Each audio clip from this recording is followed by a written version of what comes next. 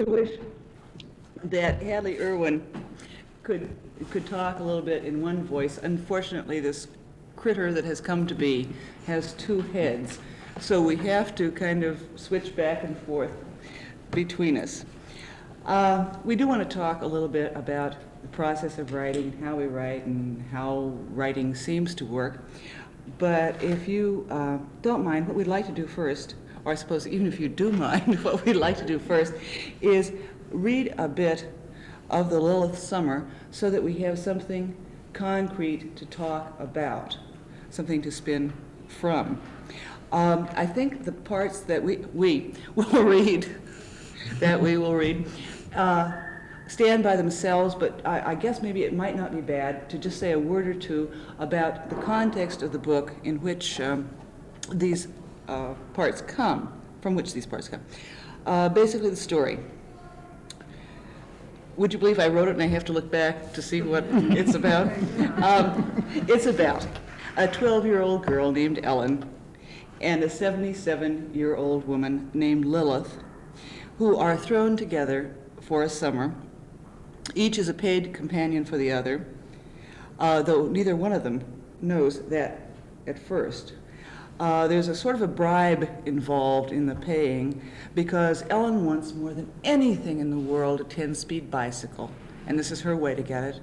Lilith could use some new screens, and this is her way to get it. The summer begins with, frankly, dislike on both their parts, and it begins with deception. It ends with mutual understanding and respect for each other. Part of Ellen's learning, the girl's learning, is through the people she meets, friends of Lilith's. A woman named Maybelle, and a woman named Grace, and Mr. Cummings, who lives next door, who's, I think, in his 80s, as I recall, who would, in a second, marry Lilith if only she would have him, which, of course, she won't. And then there is Lord Jim, who sort of winds his feline way in and out of the story, sometimes purring and sometimes being very frightening. This is from near the first part of the book, and at this point, the 77-year-old Lilith and the 12-year-old Ellen are not, as Lilith's saying, we are not seeing eye to eye. Now, she has explained to the girl that they should be able to see eye to eye because she says, at 12, you're coming on stage, and at 77, I'm going off. I can't see why we can't see eye to eye. So in this chapter, you will meet, as she said, the two friends, and Lord Jim, the Siamese cat. It is called The Wednesdays. Wednesday afternoons at Lilith's were reserved for three-handed bridge with Maybelle and Grace. Sometimes Friday afternoons, too, if the day were dull and overcast. Grace can't handle dark days, Lilith explained. I'll go to the pool when they come. Grace doesn't always remember what day it is. Run up, will you, to her house and tell her it's Wednesday? Sometimes I thought Lilith was hard of hearing. Other times I wasn't sure. She had a habit of hearing what she wanted to hear, and this left me wondering if I'd really said what I'd said or just thought I'd said it. I'll ring up Maybelle. Why can't you call Grace, too? Grace takes her phone off the hook after 11. 11 in the morning? 11 in the morning. Now run along. If Lilith was strange, Grace was weird. I never knew what to expect of Grace. One time she might fling open her front door so hard it banged against the iron doorstop, clasp me in her thin arms with, "Oh, lovey, it's you, Lilith's little one," and step backwards down the long hall, tugging me into the house. "Precious one, little one, you need nourishment," she would repeat over and over as she swayed out toward the kitchen, her faded blue chiffon robe streaming out behind. She would return bursting through the swinging kitchen door with one lone ginger snap. Always a ginger snap so dry I couldn't bite it. Grace on those days would talk a crazy jumble of words and half phrases. "Oh, little sweetheart, you must eat to grow big, big." Then her face would change and she'd look angry. But don't believe them. They lie. They always lie. You don't grow big, you grow old. You think you're growing big, but one day you wake up and you're not big at all. You're only old, old. I never knew what to do or what to say. I'd sit on the edge of the hard sofa and suck on the dry ginger snap until it grew mushy enough so I could chew it. Once Grace flew to the grand piano in the front parlor, tore off the fringed scarf, and played and sang a funny song about sad, sad Sally in our back alley. Lilith would never have approved of the words. But Grace was exciting. It was like a dream where everything changed so quickly you couldn't remember the next morning what happened. Other times Grace might open the door just a crack, the night chain still on, and stare out with glazed eyes, mumbling as if she had a bad cold. Who are you? What do you want? Grace smelled funny, too, like rotting apples mixed in with lavender perfume. Is Grace rich? I asked Lilith one morning. Dad says if you're rich enough, you can act as crazy as you want to. Lilith, stirring up a cake, missed a beat with a wooden spoon and peered across the kitchen. Grace is old money. What's that mean? Means she's always been rich. Are you old money, too? No, Lilith almost chuckled. Poor. But you can be rich in other ways, you know, besides bank accounts and 14-room brick mansions on Oak Drive. Maybe, but I was not convinced. Has Grace always been your friend? I've known Grace since we were girls. We weren't really friends then. The years brought us together. Lilith had forgotten the cake and was looking out the kitchen window. At 17, Grace picked her friends. At 77, she accepts them. You see, when we were young, Grace was everything I wanted to be. But I've had happiness in life that Grace has missed. Things do have a way of leveling out if you live long enough. Lilith resumed her stirring. Maybelle was just as strange as Grace. Maybelle always appeared for the three-handed bridge in a hat, a big hat. Without a hat, she towered above Lilith and dwarfed little Grace. But with a hat, you could hardly get in Lilith's front door without stooping. My job on Wednesday afternoons was to help Lilith serve the refreshments. It's good for you, teach you some social graces. I didn't know what social graces were, but I thought it must have something to do with Grace and being rich, so I always watched Grace very carefully.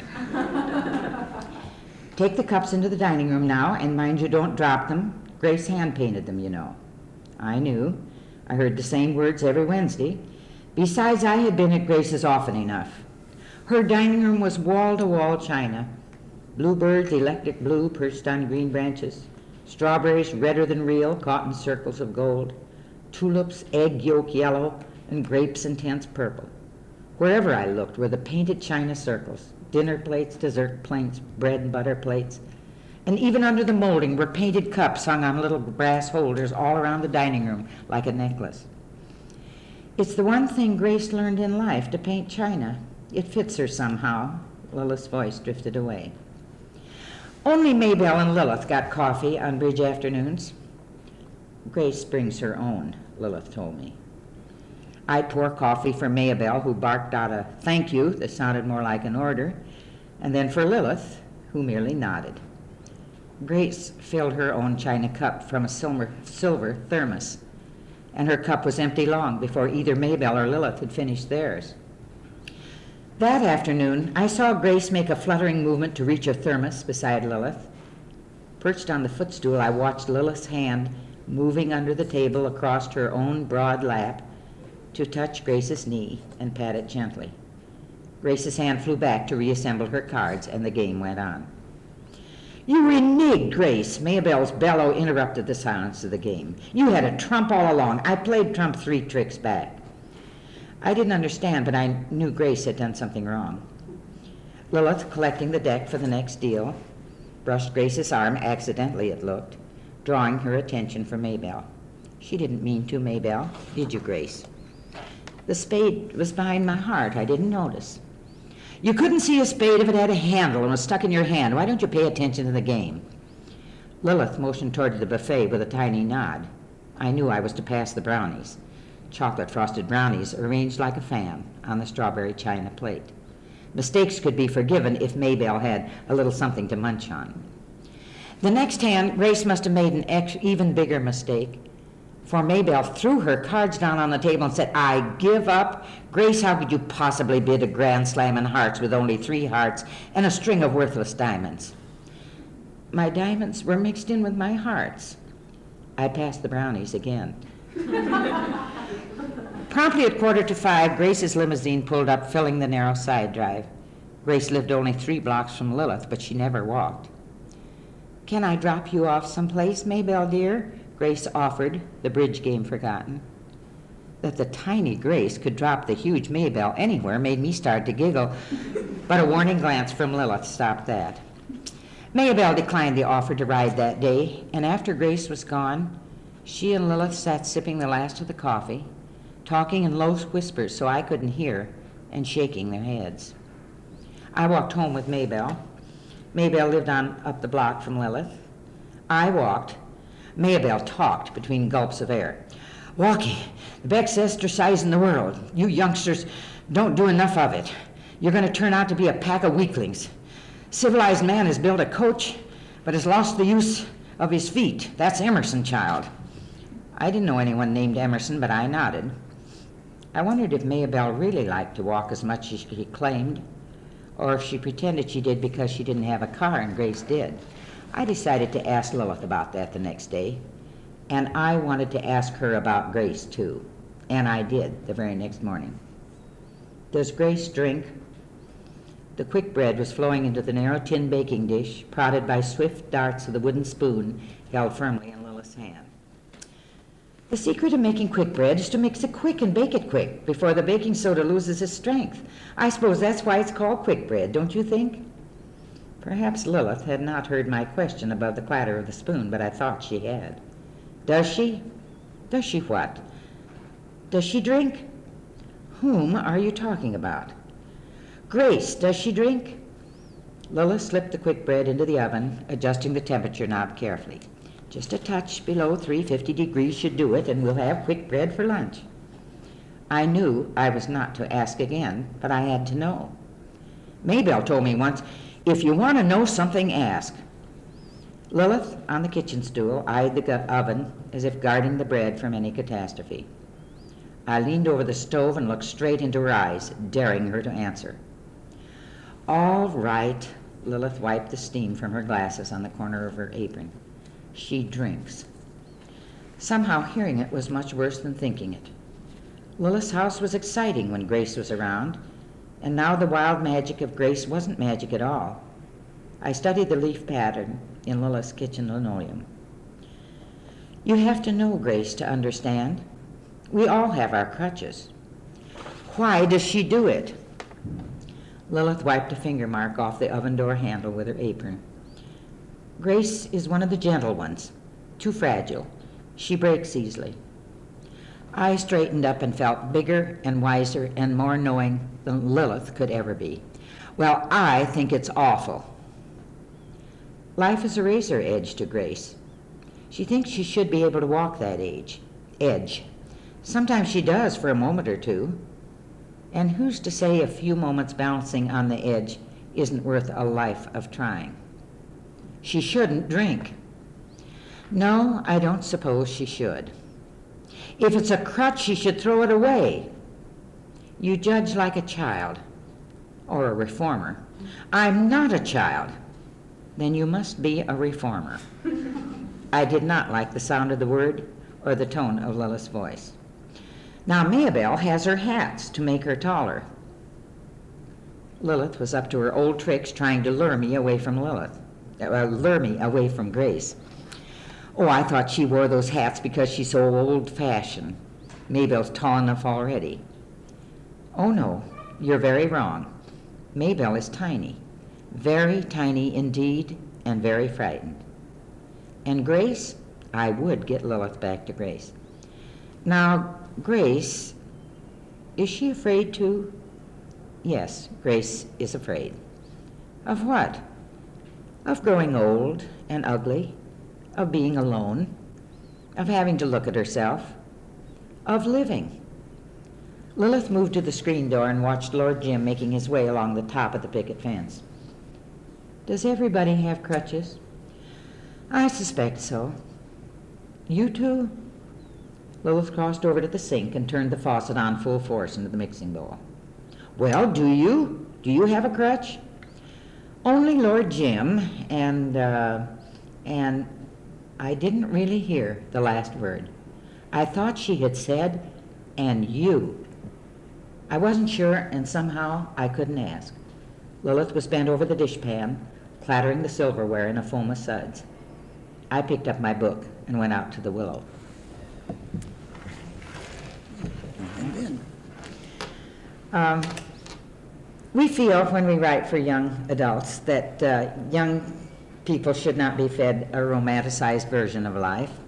I think they should know that the realities of life, and I guess that's what our editors at Feminist Press liked, that we did handle an alcoholic, we handled a suicide, Grace eventually commits suicide, and we handled a funeral. And we tried to do it with a light enough touch, as seen through the eyes of the child, that would not be sentimental or maudlin.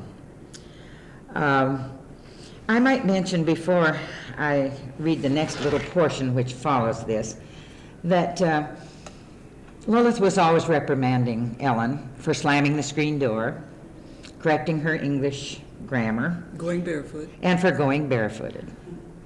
However, there was one afternoon that Lilith suggested a break step day. Lilith lives on this little lake where she's lived all her life, and when she was a young girl, she had learned how to canoe, so canoeing was nothing new. So she took Grace and Ellen, and they went for a picnic by taking a canoe up the inlet. So before I read this, those things, I guess, help to set it up just to... Or clarify, or just clarify. a tad. If I can find the page. Oh, of course you can. It's there in the back of the book someplace. In the course of what goes on in between, there's a little edge between Lilith and Ellen in the part that Annabelle just read. By the time of Grace's funeral, they are beginning to come together, come to some kind of understanding with each other. One other thing you may have to know, that Lilith has this nasty little habit of humming to herself. Oh, yes, or indeed. Singing a little song half under her breath, and it's always the same song, which upsets the girl as something she doesn't particularly enjoy. And Ellen associates it very much with age. The woman doesn't know what she's doing, and of course Lilith knows perfectly well what she's doing. So this is called Gentle Grace, and this is the funeral. Grace's funeral was held on Saturday. Mother didn't think I should go. You're too young for funerals. They're so emotional, upsetting, barbaric, really. But I reminded her I was Lilith's companion. She looked sort of flustered and said, well, I guess maybe in that case you should go with Lilith if she thinks you should, if she needs you. I had to wear a dress to the funeral. My best dress was bright red with big splashes of white zigzagging across the front. Oh, dear, moaned Mother as she slipped the dress over the ironing board. This certainly isn't the thing to wear to a funeral. But it's the only dress you've got that fits you anymore. You've grown so this summer. It'll have to do. I asked Lilith about the dress. It's exactly the right color. A funeral is a celebration of life for us who are left, a celebration of having lived. I knew perfectly well what a funeral was, but the idea of a celebration made me think of banners and flags and a parade, all for Grace, who would have loved it. The funeral was not like that at all. Why are we sitting here in the back of the church? Lilith leaned over to whisper, we're just friends. Relatives sit up front. But the front pews were empty, 3 whole rows. Is this Grace's church? Lilith nodded with a forefinger to her lips. I had never been in the Grace Methodist Church before. I thought it was nice that Grace could have her own church for her funeral. I could hardly see around all the people in front of me, but when everybody stood up together, as if by a signal, I saw the bank of flowers across the altar. Grace would have loved all the flowers. There were no iris, and I was glad. The relatives were late for the funeral. Organ music had been playing, it seemed forever, before they appeared behind it. Grace? I whispered. Lilith nodded. Then she pressed her best linen handkerchief against her mouth. I had wondered when she used those handkerchiefs she kept in that little side drawer of her walnut dresser. The organ music swelled up and down and in and out like the canoe when we came out of the inlet and hit the current. It set up a tinkling burr in the stained glass window beside us, a window with a shepherd sitting on a rock with white lambs all around. Then everyone sat down. It was still, but I was glad the organ music was over. Then the minister began to talk. Not really talk, but to explain in a voice that sounded very tired.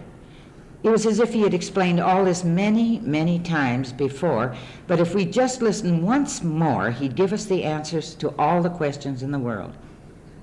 Next he read a story about Grace, but it was more like history, when she was born and when she died, and not much in between. I wouldn't have known it was about Grace if he hadn't kept saying her name. He stopped, and it was still again. Someone coughed. Someone sniffed. I looked up at Lilith. She did not approve of people who sniffed instead of blowing their noses. She had not noticed. A voice began to sing. I stretched up and peeked through a gap where a man's neck swerved in from his shoulder. It was Maybelle. Maybelle in a black hat that flopped down around her ears and up in front like a pirate's hat. Maybelle sang the same way she walked, striding through the rhythm with a big voice that overpowered the organ. Shall we gather at the river, the beautiful river? I kept thinking about our canoe trip up at the inlet. Gather at the shores of the river that flows by the throne of God. I thought about the cold fried chicken and the potato salad and the homemade bread we ate out on Cottonwood Point that day. After that, the minister talked again a long, long time. He had many, many more answers, in order, with a firstly and a secondly. The finally was a long time coming. Maybelle sang another song, but I didn't listen. I counted all the women wearing hats in the audience, the tiny women, according to Lilith. I counted 29. Then we all stood up to leave. Grace got to go first. She'd have liked that, too.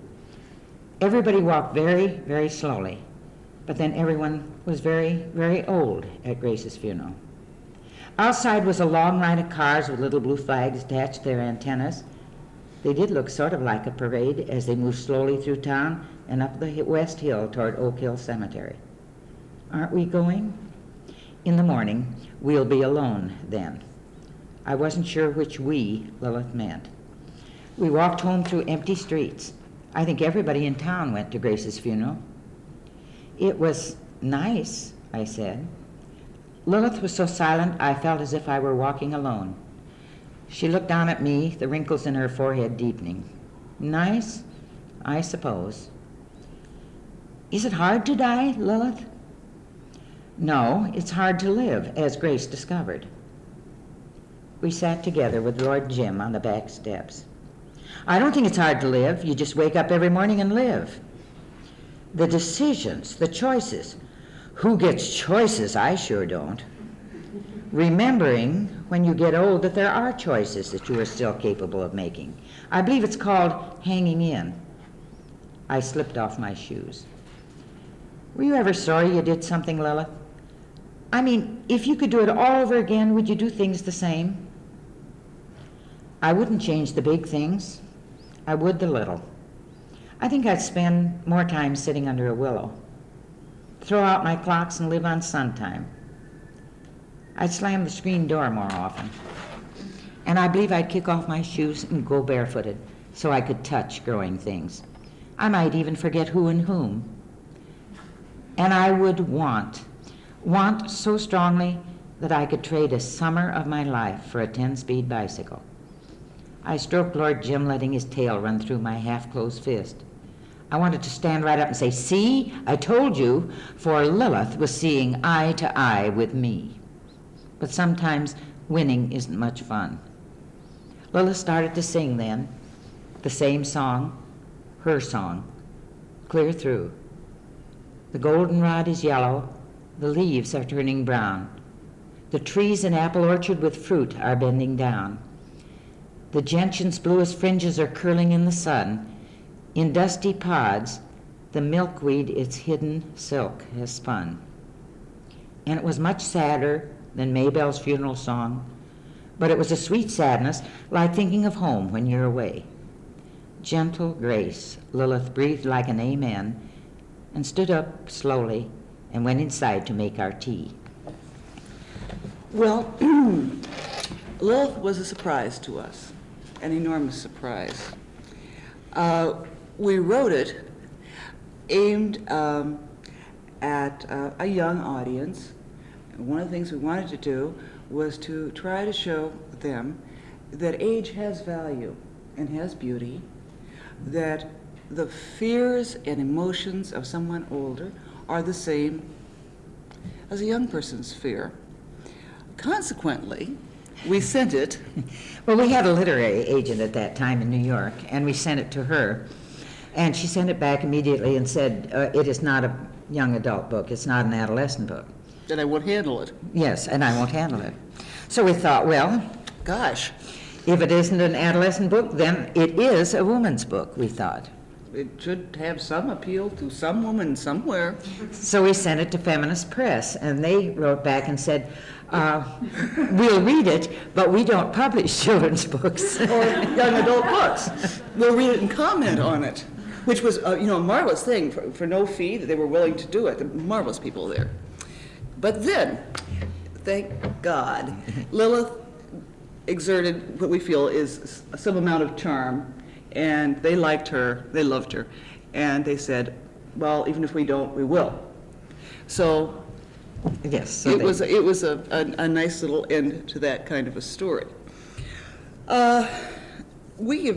People have asked us, various places, about the people in the book. And the usual question is, are those real people? Were they real people that you picked up somehow and transplanted into this? Yeah, my younger brother wrote from Washington after I sent him a copy, and he said, it was Aunt Jen, wasn't it? And I Lilith, said, yeah. Yes, Lilith was, and I said, well, no, I don't believe so. But after he said it, I thought, well, I suppose yes, in a way. And But certainly not really. Somebody asked me if it was my grandmother, and I said, no. It's not grandmother. It's not my mother. Maybe it's who I'd like to be someday, or who Annabelle would like to be at 77. I wouldn't mind that. The I think Eskimo the thing. interesting one was a woman that wrote and said, I must have 2 or 3 copies because it reminded me so much of my grandmother, and her grandmother on her mother's side was an Eskimo in Alaska.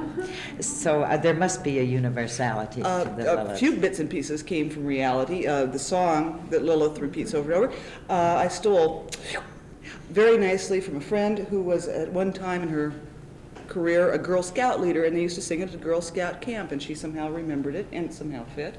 The canoe trip, which we refer to in there, is for real. It was a little trip Annabelle and I took from her husband's and her cottage up on the lake, and there was mud indeed. There was not a sumptuous lunch of fried chicken, etc. We had a 6-pack of beer, as I recall. But the mud and the pulling the canoe was there. That same evening, Yes, what is it, the Carlson we House? went up to the Carlson House in Sac City, and Nice restaurant. and there were some of my friends from my hometown, and there we met Maybelle, and later on we met Grace, and we immediately gathered them up there, I think. to put But them in. the people are bits and pieces of 1,000, things. If we had a motto, we do have a motto, as a matter of fact, under which we write, which is called "Nothing is wasted." And nothing is. Even a boring moment when you're sitting waiting for the trains to go through this town, something is going on that you can pick up and you can use in some way. Oh, or yes, and another. somebody, when my children were small, we had a Siamese cat, Fred Farkle, and of course, all my children thought... Are convinced. Yes, that Lord Jim was Fred. And one other thing about the real life and how it gets transposed, and you don't know what you're doing. At someplace in the book, we describe Lilith's house, the child, thinks of it as smelling like musty, old. Annie, one Yes. of your daughters. Used to have a paper out when she was a little girl, and she had to collect on Saturday morning, and there was always one house she didn't like to go into. And so she, of course, called me and said, "You stole from me," and I hadn't. I'd forgotten that, but must have lodged somewhere. It stays Some in of your head. Well, we're convinced that, we've talked about this before. Writers are supposed to be these marvelously observant people who are watching everything, every movement. We aren't. We are probably non-observant. But I think you've said before, we work on the process of osmosis. Yes, I have a friend that when she walks in the room, can tell you all the jewelry that anybody has on. How many diamonds per finger? Yes, and where the pictures are in the wall, and I will leave and I haven't even seen the diamonds. But I think that's why I think we have a mind of a 12-year-old. The sensation or the feeling of the room is there, and eventually, I guess it just creeps in, and eventually you use it, I think. How kids and dogs work? They smell. I don't mean they smell. They sniff things out. They either like people, or cats, we were talking about cats before. They like immediately or they don't like immediately. There's no reason to it, but it's a feeling in the air. And I think that goes into this, besides your being Welsh. But yes, I claim that I'm really a Welsh witch and have mystical powers. I so have that's changed the how I can- pronunciation on that several times, but we won't go into that. No, but I do think there is some kind of extra thing that goes on in the world. Moving right along, another thing that we kind of wanted to say tonight, I don't know, not by way of explanation, maybe in a way defining to ourselves. We are fascinated with writing about women. Do you want to go on with that? Or Yes, the why of it or the how? Yes, Lee wrote something to one of our editors, and she picked it up, and the idea of it was that women are interested in the art of living, not dying, and that's sort of, I got thinking about it, it's very true. From back into primitive times when we were living in tribes, the men were the hunters, and the women were the protectors, and after all, life comes from us, and I think that women are a very complex kind of character to explore, and also that idea that women are interested in the art of life and of living, and this again crosses all generations.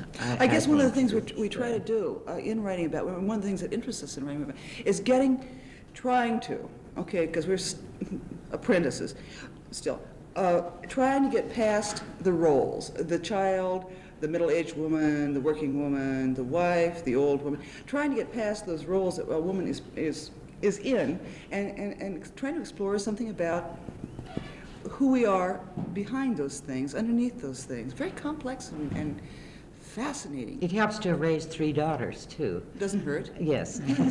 Doesn't hurt. See how they It doesn't operate. hurt that we are both women ourselves. That helps, I think, a whole lot. Also, I'll tell you something else that helps. We hadn't thought about this until we thought about it tonight. We come from absolutely the same kind of childhood background, growing up on a farm, little kids out there running around with your feet in the mud and that sort of thing. After that, our lives went in completely 2 different directions. My lifestyle and Annabelle's lifestyle are very far apart. So that I think that's a good thing, because I think we can bring 2 such very, very different and still common things together and bring them to bear in here.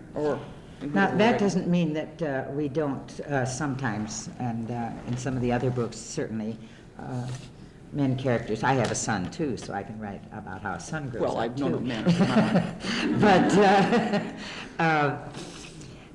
But the one that we're revising and working on now, we thought...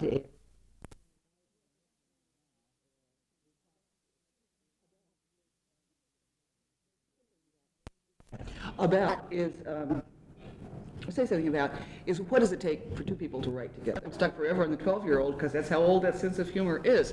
The things that we find funny in the world are the same things. The things we find funny in ourselves are the same thing. There is practically nothing. The only thing that I can think of that we don't laugh at or don't find something funny is the process of writing. That we take very, very seriously. But everything else is fun and Yes. funny.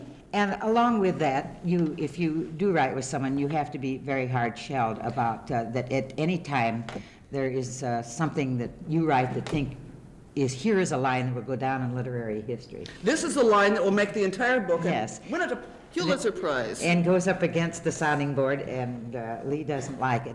You can't feel crushed. I mean, you did. So we have a rule for that. We say, all right, we'll put it in parentheses with a question mark. And 9 times out of 10, the next time or we go through it, why, it's just naturally dropped out, that either the other one has seen it or the other hasn't. Well, we might tell them a little bit about how we worked. We started, when we were first going with Lilith, we started with the idea that I'd write a chapter and then I'd give it to Lee, and then she'd revise it and give it back to me, and then I'd rework it and give it back to her, and so... They kept appearing, these chapters kept appearing under windshield wipers in the parking lot, and they got very soggy out there sometimes, in the mailbox at school, slipped under a door, mailed through the real mail, but that took too long. It was better to do it with the windshield wipers. And we found that after going through all this process then, that we never really did get it down on paper the way we wanted to until we both sat down together and said, now, shall we use this or this or this or this? And finally we got wise to the fact that it's much easier if one of us sits at the typewriter, the other sits on the couch or on the floor or wherever is convenient, and we talk each line through before it goes on the page. Yeah, literally, no line goes down on a sheet of paper that hasn't been played with out loud first. Now, you may think that sounds like it's long, but I think during the summer, we try to save our summers so that we start work at 8 o'clock in the morning, sometimes earlier. 7:30. And work straight through till 1 without a break. And nobody's supposed to telephone us or call us. And that my husband comes home at lunch for 1 and At lunch for 1, at 1 for lunch. 1 for lunch. And we stop then. But usually we always aim for 8 pages or more, or whichever comes first, 8 pages or 1 o'clock. Yeah, true. 8 pages or 1 o'clock. But we have found that that's much more efficient way to write than this going back and forth with the revision. And wasting an awful lot of time, I think, in the process of doing it. One other thing, and then you can do one other thing. All right. Right. One other thing. Disagreements. How often do Annabelle's talked about parentheses and question marks and all that sort of thing. We seldom really do disagree about anything.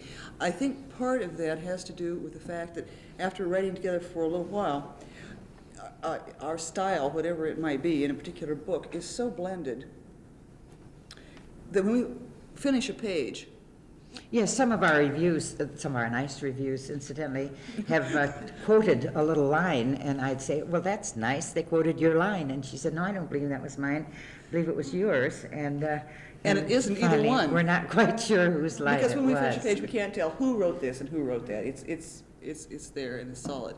Now, what were you going to say? Something about Meskwaki in the last few minutes we got? Yes, well, Feminist Press very nicely, you know, when you sign a book contract, then they get priority on your next work. And so they very nicely accepted our next work, which we were very happy. And this, I'd always wondered, I had helped write an Iowa history book, and it always, the Meskwaki Indian tribe in Iowa always fascinated me. This tribe of mistakenly called Fox Indians that had been driven from Iowa by, we Iowans were very good, we bought it up in little treaties, you Yes. know, 5 cents an acre. Cheated. And they didn't want to leave Iowa until the government sent the dragoons out and took them off to Kansas, but some of them stayed back, but some of the rest of them down in Kansas saved their payments and bought land through the governor of Iowa at that time, 80 acres up on the Iowa River. And they all came back, and then they kept buying land until the tribe owns the 3,000 acres up around Taman. I always thought, what would it have been like to have been a girl in that culture at that time, and to have seen your family driven out and then have come back with the family. And so that was our second one, and Sometimes I guess whatever one we're reading is our favorite. Yeah, it is, isn't it? So I will read just briefly the opening and just 2 paragraphs into the second part so you can see what type of thing we've tried to do with this. Excuse me, by the way, we said the tribe is Meskwaki. They were miscalled by whites, Fox. Their own name for themselves were the Red Earth people, who were made first from the red clay of the riverbanks, first man. The Sac, who were, what do you call it, not a colleague, but, Tribe. a tribe with whom they warred and so on, were called the Yellow Earth people. All right, this is called the beginning. "Get the birth house ready," shouted Grey Gull. The Red Earth people were returning to their summer camp. For 4 suns and 4 sleeps, they had followed the big water south from the winter hunts. Not once had Soft Cloud, big with child, stumbled, though she carried the heavy bearskin of the winter lodge strapped upon her back. "Put the birth house by the river for the cleansing," Grey Gull directed. The older women shed their packs and rushed to the willows, while Grey Gull chose the sturdy lodge poles herself. They must be strong, her labor will be hard. Dogs barked, children ran along familiar paths leading to the river, while the younger women began repairing their summer lodges and digging up the buried bundles of dried food from the autumn before. At the far end of the village, Great Bear the chief sat among the braves just back from the winter hunt as they told of their kills. Soft Cloud loosened the leather straps from her shoulders and slumped down. She had told Grey Gull of the pains at midday. "My daughter, the child must not be born in the fields," Grey Gull warned. "It would be a disgrace for you and your husband, Great Bear. Hurry on." The pains were coming faster now. The older women tugged the willow branches into place over the bent lodge poles as Grey Gull snatched up the straps and fastened them at the top of the birth hut. Blankets. The women brought them to her. "Now, Soft Cloud," Grey Gull ordered, "come to the birth hut. Hold to this strap when you feel the pain. I will wait outside." Grey Gull moved to the edge of the river and sat in the new grass. The river Iowa, swelled by the rain, swirled bank high before her. "Grandmother Earth," she said, "you have taught my eyes to see beyond this day, my ears to hear words not yet spoken. I honor the strong medicine flowing from you through me. Care for us and for this girl child who will be. Teach her your ways so she too will be honored among our Red Earth people." The shadows of the willows touched the far bank of the river. No sound came from the birth hut. "Grey Gull," a young woman whispered, "one has come from the Yellow Earth people. He speaks with Great Bear." "He will speak no good. He will talk of White One's treaties that force us from our land." Across the village, Great Bear, his face hard like the stone of the riverbed, leaned against the trunk of an elm and listened to the messenger. "White Ones put their feet in the trail of the Meskwaki and Sac. They make our land into fields and gardens. We are told to leave." Great Bear frowned, his eyes narrow like a tree cat's at night. "They are as a drop of raccoon grease falling on a blanket," the one of the Yellow Earth said. "At first we cannot see the grease, but soon it covers the blanket." Great Bear turned his face to the sky. "This is so. We were once strong, White Ones but a handful of pebbles. Once the land of the Wisconsin was ours, the land of the Big Water ours. Now all is gone. Only the Iowa land is ours." "Yet they say," the Yellow Earth one went on, "it is written in the treaty we must leave." "I know no treaty." Great Bear's hand cut through the air. "Speak no more of a treaty. We stay here on our Iowa. Bluecoats will come with many horses and guns. We stay. We will not fight as our grandfathers did, but we will stay." Dusk had fallen, and the village was quiet as Grey Gull crept into the birth hut. "How is the pain?" "I can bear it," Soft Cloud muttered. "Lie down. When you feel the pain come again, sit on your knees and hold to the strap." It was midnight. The child had not come. Grey Gull boiled the herbs and said, "It is all right. You have been wise. You have not eaten of the hazelnut. You did not eat burnt food. You did not lie with Great Bear, your husband. You have carried much wood on your back. the child will come. She brought a bowl to Soft Cloud. Sit up, I will hold you while you drink this. As Soft Cloud drank, Gray Gull sang, come out, you are a girl. There is no need to hide in fear. You are a girl. Come out. She sang the song 4 times. Now she will be born. Lie down. At dawn, the child came. The way she breaks through the water of birth, her life shall be washed in sorrow and rinsed in joy, Gray Gull proclaimed. Holding me in her arms, with the trailings of my birth still upon me, she said, she will be called Hidden Doe, and she shall learn to carry the ways of the Red Earth people into many generations. So Gray Gull, my grandmother, told it to me. And just 2 paragraphs into the next, so that we can get With a switch of point of view. yes, we want you to get the switch of point of view. This is called Along the Iowa. She was wading in Stony Creek the first time I saw her. Her hair, the flaming red of autumn sumac, fell over her shoulders down to her waist. She held up her brown skirt with one hand as she balanced herself with the other and walked among the slippery rocks. Her legs were thin like reeds and white as birch bark. I hid in a clump of willows and watched. In all my 8 summers, I had never seen a white one. Clutching Spotted Fawn, my doll, I huddled deeper among the branches. I looked all around the banks of the creek, but I could not see the sickness and the fire water that Great Bear, my father, said all white ones bring. All I could see were heavy leather moccasins on the far bank and a headdress made of cloth. She was not evil. With a clamshell, she was pouring water into Crayfish Hole and singing a strange song with sounds that ran together like the call of a dove. She's no bigger than I whispered to Spotted Fawn. But she is white. I hugged my doll closer and bent even lower. She is playing, Spotted Fawn. See on the bank, she has made little bowls of mud that dry in the sun. It was then I heard the loud cry from far down the stream. Mary! The white creature stood still. Then like a frightened beaver, she hurried from the water.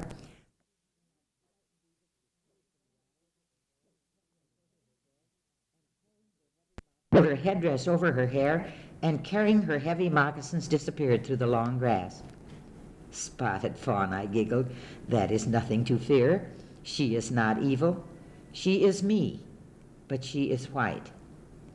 I did not go back to my people at once. I sat among the willows and wondered many things. She grows up in the course of the book. She gets to be 18 and, a whole bunch of things, and that's the way it goes. Well, listen, you've been very patient and very, very nice indeed, in sitting there and listening to a lot of reading and some chattering, I guess. If there's anything you'd like to know, we'd be happy to say something, pretend intelligent. And if not, we simply thank you for being here.